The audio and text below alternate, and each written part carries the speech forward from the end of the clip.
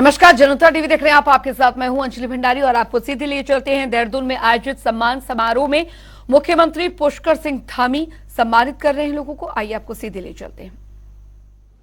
तो घर से सीखे, अपनी माँ से सीखे, और उसके बाद अगर दूसरे संस्कार कहीं से प्राप्त हुए तो वो संस्कार हमको विद्यालय से प्राप्त हुए, अपने गुरुजनों से प्राप्त हुए।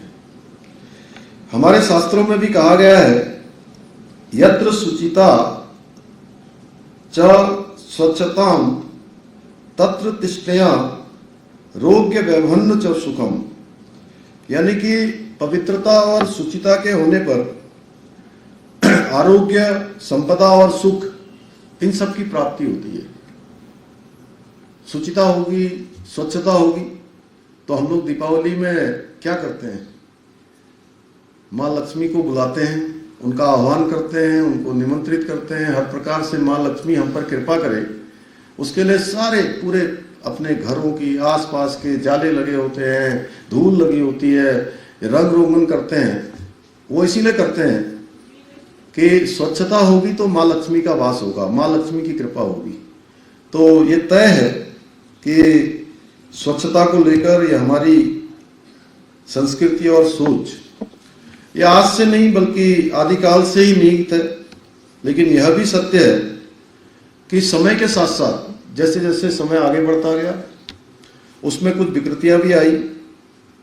आज मुझे इस बात का गर्व है कि आदरणीय प्रधानमंत्री जी के नेतृत्व में चल रहे स्वच्छ भारत मिशन की वजह से हमारा देश स्वच्छता के प्रति पुनः जागृत हुआ है। जैसा अरविंद सिंह हंकी जी ने शुरुआत में कहा कि 2014 के बाद देश के अंदर एक नई जागृति आई है, देश के अंदर एक जागरण हुआ है और स्वच्छता के प्रति लोगों के मन में स्वतः ही स्फूर्त कि हमें स्वच्छता में जीना है, सबको स्वच्छ रखना है, स्वच्छता का संदेश देना है। और स्वच्छता का प्रभाव यह है कि अगर कोई ऑटो में बच्चे जा रहे हो, उनके सामने अगर आप कूड़ा वूड़ा फेंक देंगे कभी या कोई रैपर फेंक देंगे तो आप जरूर देखिएगा कि वो बच्चे खुश नहीं होंगे। वो कहीं ना कहीं आपकी तरफ टेढ़ा मुंह बनाएंगे या कुछ ना कुछ इस प्रकार का जरूर आपको इंडिकेशन देंगे कि ये काम आपके द्वारा ठीक नहीं हुआ जा रहा है। ये स्वच्छता का संदेश देने का काम हमारे आदरणीय प्रधानमंत्री जी ने किया है। उनका कल जन्म दिवस था और हम इस पर स्वच्छता पखवाड़ा भी मना रहे हैं, जो उनके जन्म दिवस से लेकर गांधी जी की जयंती तक लगातार चलने वाला है। और इतना ही नहीं, ये पखवाड़े के साथ साथ ये हमेशा लगातार अनवरत रूप से किया जाने वाला कार्य है। तो मुख्यमंत्री पुष्कर सिंह धामी का संबोधन आप यहाँ पर सुन रहे थे और खबरों में आगे बढ़ेंगे। भारत को अपना 8वां एशिया कप खिताब जीतने में सिर्फ 2 घंटे से कुछ अधिक का समय लगा और आपको बता दें कि मैन इन ब्लू ने 5 साल बाद एशिया कप ट्रॉफी जीतकर इतिहास रच दिया।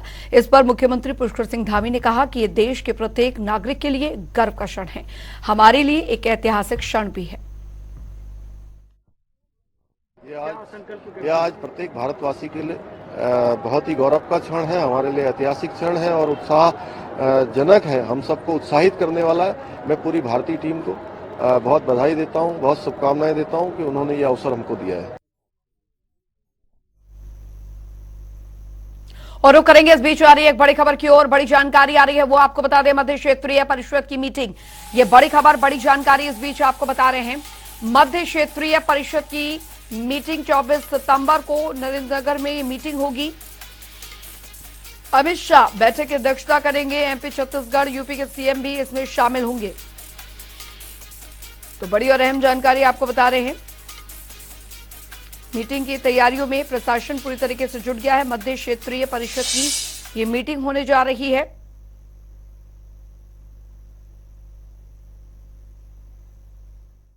सबके लिए गौरव का दिन है। आज चंद्रयान 3 तय किए हुए समय पर, तय किए हुई जगह पर सफलता के साथ उत्तराखंड राज्य में मध्य क्षेत्रीय परिषद की बैठक प्रस्तावित है। अतिवृष्टि के कारण, प्रदेश में आपदा के कारण इस बैठक को आगे के लिए स्थगित कर दिया गया था। अब इस माह इस बैठक को होना है। देश के यशस्वी गृह मंत्री अमित शाह जी इस बैठक में आने वाले हैं। उनकी अध्यक्षता में बैठक रहने वाली है। उनके मार्गदर्शन में, दिशा निर्देशन में ये बैठक होने वाली है।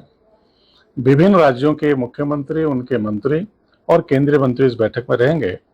अपने राज्य के मुख्यमंत्री पुष्कर सिंह धामी जी इस बैठक की चिंता कर रहे हैं, क्योंकि इस बैठक को राज्य में होना है।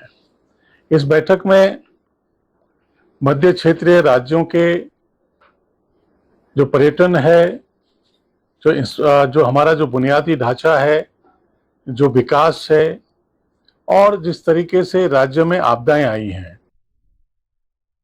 और संवाददाता नवीन शुक्ला हमारे साथ इस बीच जुड़ गए हैं ज्यादा जानकारी के साथ। नवीन, मध्य क्षेत्रीय परिषद की जो बैठक है वो होने जा रही है केंद्रीय गृह मंत्री अमित शाह की अध्यक्षता में। कितनी महत्वपूर्ण ये बैठक रहने वाली है? निश्चित तौर पर उत्तराखंड में मध्य क्षेत्रीय यह बैठक जुलाई में होनी थी, लेकिन कहीं ना कहीं जो आपदा और अधिक बारिश हो रही थी, इस वजह से बैठक नहीं हो पाई थी। लेकिन बीजेपी द्वारा इसकी तैयारियों को अब अंतिम रूप दिया जा रहा है। बैठक में तमाम सारे जो मुद्दे हैं उसको लेकर चर्चा होगी। और इसके साथ ही मैं बताना चाहूंगा कि हमारे साथ जो प्रदेश प्रवक्ता हैं और पूर्व राज्य मंत्री वीरेंद्र सिंह बिष्ट जुड़ चुके हैं, जो हमसे बात करेंगे कि किस तरीके से बैठक होनी है, तमाम सारी क्या कुछ तैयारियां हैं, उसकी रूपरेखा किस तरीके से तय की जा रही है।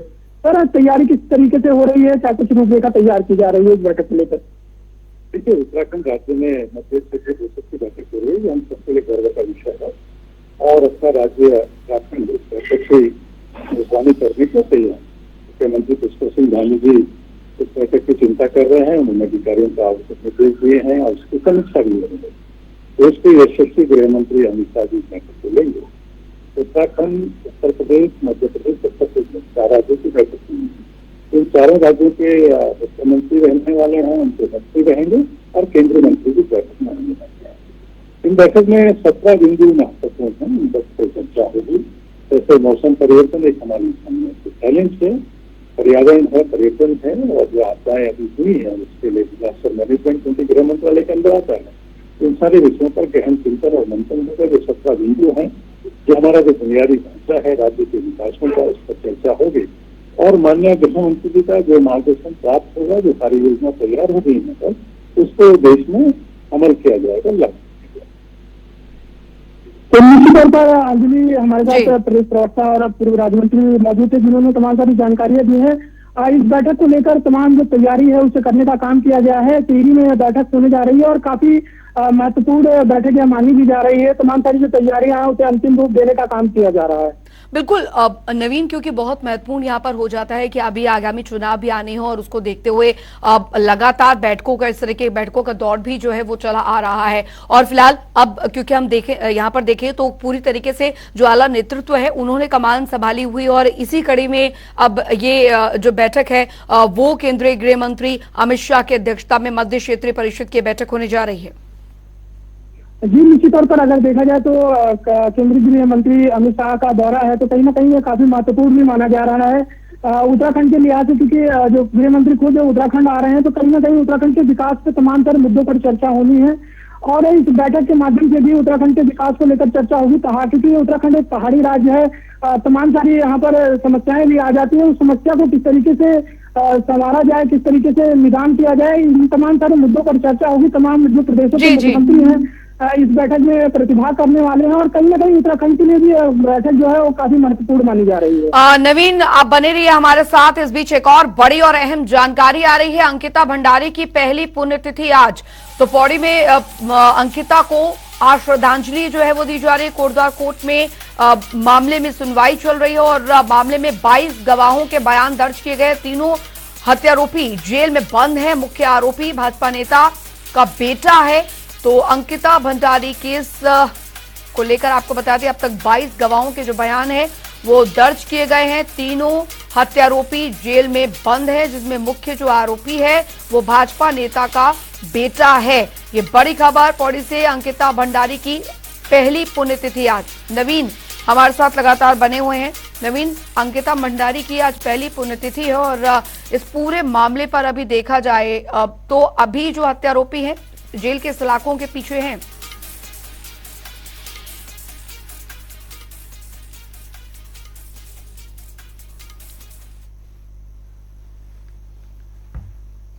चल लगता है संपर्क टूट गया है। फिलहाल आपको बता दें कि अंकिता को श्रद्धांजलि जो है वो दी जा रही है।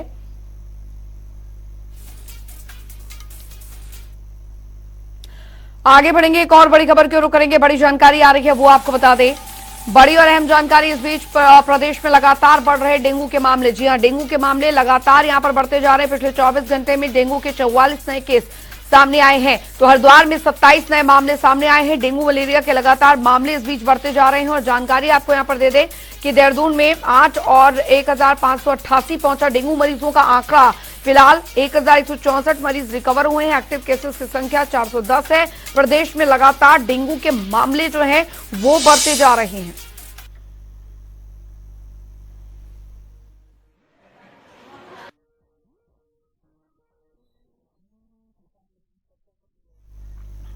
तो प्रदेश में लगातार डेंगू के मामले जो हैं वो बढ़ते जा रहे हैं। पिछले 24 घंटे में डेंगू के 44 नए केस सामने आए हैं। हरिद्वार की बात करें तो 27 नए मामले अभी तक सामने आए हैं। देहरादून में 8, नैनीताल में 7 नए केस सामने आए हैं। 1588 पहुंचा डेंगू मरीजों का आंकड़ा। ये प्रदेश में फिलहाल जो आंकड़े निकलकर सामने आए हैं डेंगू के, वो यहां पर बता रहे हैं कि अभी जो लगातार केसेस हैं डेंगू के वो यहां पर बढ़ते जा रहे हैं। और ये चिंता का विषय जो है वो यहां पर बना हुआ है। तो हरिद्वार में 27 नए मामले सामने आए हैं डेंगू के। देहरादून में 8, नैनीताल में 7 नए केसेस सामने आए हैं। डेंगू चूंकि एक बड़ी चुनौती के रूप में हमारे सामने है, हम सब लोग मिलकर, हमारे सभी कार्यकर्ता, हमारे जनप्रतिनिधि, हमारा सारा सरकारी तंत्र, प्रशासन के लोग, हमारे सभी लोग मिलकर, हमारे विधायकगण इस डेंगू से पार पाने के लिए काम कर रहे हैं।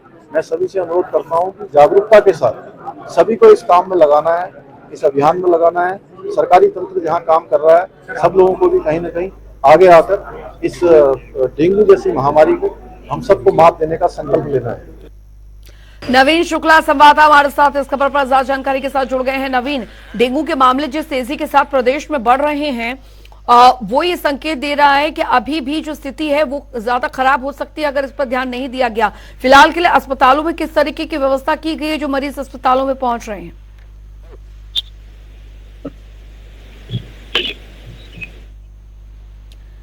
नवीन, आपको मेरी आवाज मिल पा रही है? चल लगता है संपर्क नहीं हो पा रहा, दोबारा कोशिश करेंगे संपर्क करने की। तो फिलहाल अभी स्थिति यहां पर यह है कि प्रदेश में लगातार डेंगू के मामले, क्योंकि बरसाती दिनों में डेंगू के जो केसेस हैं वो काफी ज्यादा बढ़ जाते हैं, इसलिए प्रशासन द्वारा लोगों से अपील यही की जा रही है कि अपने घरों के बाहर पानी ना इकट्ठा ना होने दे। फॉगिंग जो है वो प्रशासन द्वारा की जा रही है। दूर दराज वाले इलाकों में भी खासकर लोगों से ये अपील की गई है कि गंदगी जो है वो ना पनपने दे अपने घर के आसपास और पानी ना इकट्ठा होने दे, क्योंकि इन्हीं में जो ये डेंगू के मच्छर हैं वो पनपते हैं। और हालांकि अस्पतालों में भी लगातार बढ़ते मरीजों की जो संख्या है वो यहां पर काफी बड़ी चुनौती स्वास्थ्य विभाग के सामने भी बनी हुई है। तो डेंगू और मलेरिया के मामले लगातार यहां पर बढ़ते जा रहे हैं। अगर उत्तराखंड की यहां पर बात की जाए तो केसेस जो हैं वो लगातार निकलकर सामने आए। देहरादून में 8, नैनीताल में 7 नए केस अब तक सामने आए हैं। 1588 पहुंचा डेंगू मरीजों का यह आंकड़ा, और यानी 1000 के पार पहुंच चुका है। रिकवर 1164 मरीज रिकवर हुए हैं। तो प्रदेश में लगातार डेंगू के जो मामले जिस तेजी के साथ बढ़ रहे हैं वो इस बात का संकेत है कि अगर इस पर अभी कंट्रोल नहीं किया गया तो फिर ये स्थिति और भी ज्यादा खराब हो सकती है।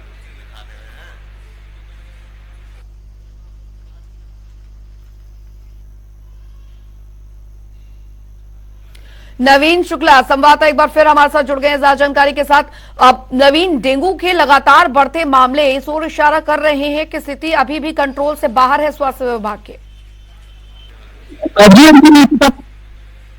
में लगातार जो मामले हैं लगातार बढ़ते जा रहे हैं। कहीं ना कहीं एक जरूर डर की बात जरूर है कि जो ये आंकड़े हैं अभी कम नहीं हो रहे हैं। हालांकि स्वास्थ्य विभाग लगातार अपने दावे करता हुआ नजर आ रहा है कि जो डेंगू के जो मरीजों की संख्या है वो कम हो रही है, लेकिन कहीं ना कहीं जो हेल्थ बुलेटिन जारी हो रहा है उसमें जो तमाम तरह जो मरीज आ रहे हैं कहीं ना कहीं चिंता का विषय जरूर बना हुआ है। हालांकि स्वास्थ्य मंत्री धन सिंह रावत ने अभी कुछ दिन पहले ही जो प्रदेश का दून मेडिकल कॉलेज है उसका दौरा किया था और तमाम जगहों पर जो वह दौरा करते हुए भी जा रहा है। जी, विभाग की बात करें तो लगातार जागरूकता अभियान चलाया जा रहा है। जी। किस तरीके से लोग गेहूं के प्रति जागरूक, ये तमाम सारी चीजों को जागरूक करने का काम किया जा रहा है स्वास्थ्य विभाग के द्वारा। इसके साथ ही जो नगर निगम है उसके द्वारा भी लोगों को जागरूक करने का काम किया जा रहा है। साथ ही जो चिकित्सालय है वहाँ पर डेंगू के अतिरिक्त वार्ड बनाए गए हैं और खुद मुख्यमंत्री पुष्कर सिंह धामी इस चीज की मॉनिटरिंग करते हुए भी नजर आए हैं। उन्होंने साफ तौर पर अधिकारियों को निर्देशित किया है कि जो प्रदेश में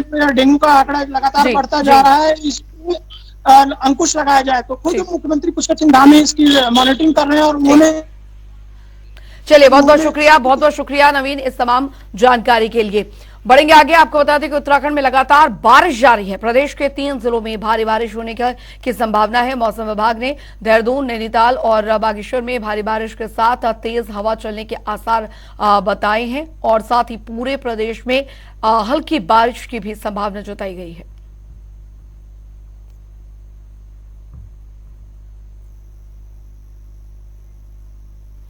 वहीं गढ़वाल के रेल यात्रियों को जल्द ही नई सौगात मिलने वाली है। दरअसल कोटद्वार से आनंद विहार टर्मिनल के बीच नई रेल का संचालन किया जाएगा। हालांकि ये ट्रेन कब शुरू होगी अभी इस पर कोई भी जानकारी नहीं है, पर रेलवे ने इस ट्रेन को चलाने के लिए समय सारणी तैयार कर ली है। बता दें आपको कि राज्यसभा सांसद अनिल बलूनी ने ट्रेन का संचालन करने की मांग की थी, जिसे रेल मंत्रालय ने स्वीकार कर लिया है।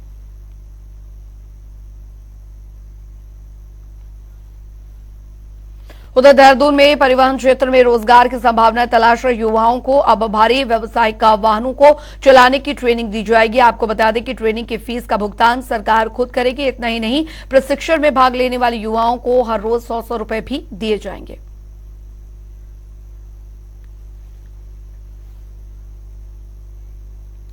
चलिए इसी के साथ उत्तराखंड की खबरों में अभी के लिए फिलहाल इतना ही। वक्त एक छोटे से ब्रेक।